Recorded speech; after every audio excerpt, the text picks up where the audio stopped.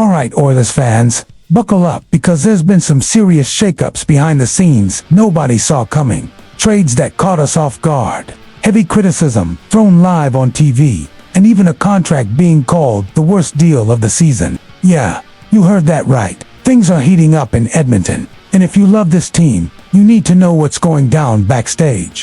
When changes hit the goalie spot, the coaching staff, and the wallet all at once, you know something big's coming. So if you bleed blue and orange, hit that subscribe button, share this video, and let's show the league what our Oilers fan base is all about. If you're still catching your breath after that insane Stanley Cup final grind, take a deep breath, because the buzz in Edmonton is just getting started. And if there's one thing that messes with an Oilers fan's head, it's what's going to happen in net. After that gut-wrenching loss to end the season, people started asking, can we really trust our goalies? The front office heard the fans loud and clear and is already moving some pieces behind the curtain.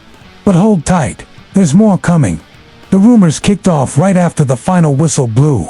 Lots of blame was tossed around for Skinner and Picard's inconsistency in the playoffs, and the feeling was that the net just wasn't secure enough. So what's the plan? Hang on, I'm about to spill the details. And it's not just about who's wearing the mask and holding the stick.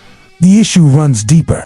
Elliot Friedman over at Sportsnet dropped a bomb that the Oilers are switching up their goalie coach. That's right, after a decade, Dustin Schwartz is stepping aside for a fresh approach. Now we're getting to the heart of it. The Oilers decided to change the goalie coach. That's a move that could shake up the team's defensive mindset and maybe, just maybe, save Stuart Skinner's future here. The guy's got talent. He just needed a different set of eyes to bring it out. So here's the question for you, Oilers fan. Do you think the problem was the goalie coach, or is it really on the goalies themselves? Drop your thoughts in the comments, because this debate is far from over. And while you're at it, share this video with your buddies and hit subscribe to keep the conversation going. Here's something interesting. Calvin Picard, who many thought would be out of town, actually did a solid job as the backup. He played 59 games over the last 2 seasons and posted decent stats, even in the playoffs. So is it really necessary to find a new backup for Skinner? The front office thinks it's necessary. They want to bring in a fresh backup to settle the nerves in net. The catch: the free agent goalie market is pretty bleak. The available names don't inspire confidence. Save percentages under .900 and goals against averages that are less than encouraging. Stan Bowman, the new GM, said he's still watching the market, but nothing has made sense yet. He's been clear, there's no major moves coming for a number 1 goalie, and what's left are some risky gambles. So the team's playing it safe to top it off. The Oilers didn't re-sign young Olivier Rodrigue, and instead inked Matt Tompkins for 2 years. It's a modest deal, signaling he's more depth than a real threat for the starting job. So, what do you think? Can this coaching change turn around the Oilers goalie situation? Or is there more drama coming down the pipe? And here's a little secret. There's a behind-the-scenes move that hasn't been made public yet, but it could completely change the course of next season for the Oilers. Reliable sources are dropping hints, and the NHL corridors are buzzing. The big question is, does the front office have the guts to pull the trigger?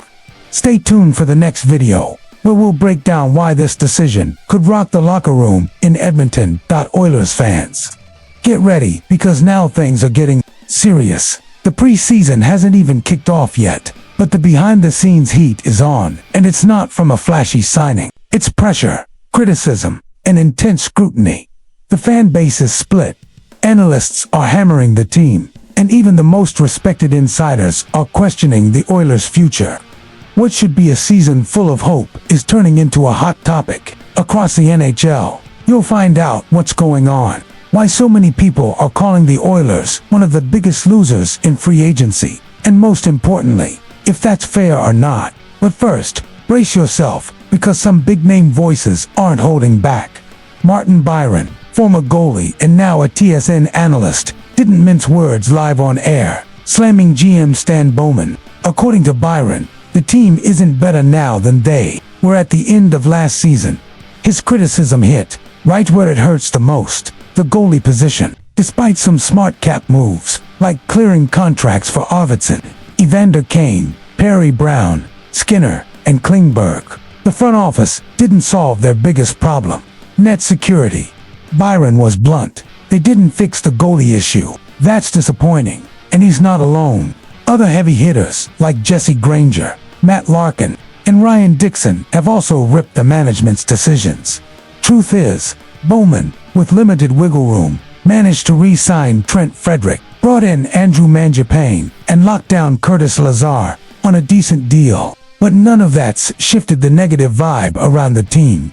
Jeff Jackson, the interim GM before Bowman, had more salary cap flexibility, but still got dinged for inefficiency. The heat is on Bowman even more now because the Oilers are close to a title run and mistakes can't happen. With Jake Allen off the market and quality goalies scarce, the goalie situation is an open sore. For many, this oversight could cost dearly when the playoffs hit. Now, I want to hear from you, loyal Oilers fan. Do you think these criticisms are fair, or is Bowman catching too much heat? Is there still time to course correct before the season starts? There's a contract on the table right now that's splitting the Oilers fan base. On one side, people say it's a smart bet. On the other, some think it's just another pricey mistake that could blow up in net. Nobody saw this coming, and the gossip mill is running hot. Stay tuned in the next video. We'll dig deep into this story with all the details. The NHL offseason is on fire. And of course, Edmonton's right in the middle of the biggest headlines. But this time, it's not because of a splashy signing or a blockbuster trade. It's a contract renewal that's raised more than a few eyebrows. You know, the kind of move that makes you stop and think, did we really need to do it this way? That's exactly what's happening with this deal. It's already one of the most talked about contracts of the offseason, both around the league and among fans. And it's not that the player lacks value or effort, quite the opposite. But when you weigh the length, the average yearly cap hit, and his role on the team, it makes you wonder if the Oilers got it right or overpaid. The focus is on forward Trent Frederic, who signed an 8-year deal averaging $3.95 million a year through the 2032-33 season. Yup, 8 years. That's a long-term bet on a player many see as a bottom-six energy guy. Scott Maxwell from Daily Faceoff was pretty harsh in his take, calling Frederic's contract one of the worst free agency deals so far. He said while Frederic is a tough playoff performer, the price and length are tough to swallow. Maxwell did acknowledge Frederic came out ahead, locking down security and solid money on a competitive team. But what about the Oilers? Are they tying up too much cap space in a player who might not be a cornerstone? Frederic's 27, and he put up 71 points over the last 2 seasons, which is respectable. But does that justify such a lengthy contract, especially when he played just 1 regular season game after coming over from Boston and only had 4 points in 22 playoff games? Another factor is the Oilers' cap space. Right now, they have less than $176,000 left under the ceiling, which seriously limits future moves. Sure, they can shuffle some younger players to the ALB.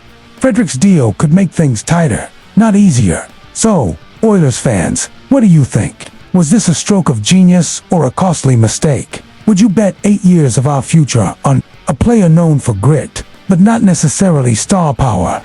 If you found this breakdown interesting or are as fired up as a lot of fans out there, go ahead and share this video. Leave your thoughts on the contract below, and don't forget to subscribe so you don't miss any updates on this thrilling Oilers offseason.